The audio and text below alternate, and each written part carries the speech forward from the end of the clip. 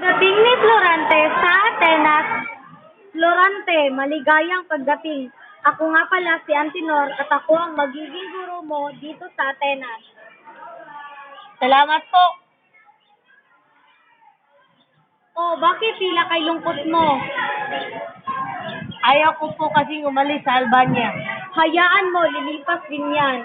Sa isang buwang pagtigil ni Florante sa Atenas, ay kapansin-pansin na palagi siyang tulala at di makakain.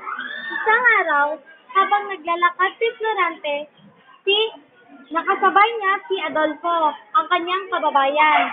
Napansin niya ang pinong pagkilos nito.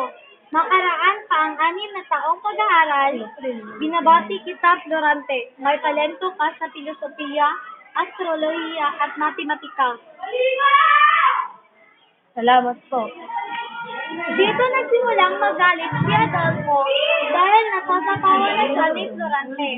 Isang hapon, pinito ni Antinor ang mga estudyante.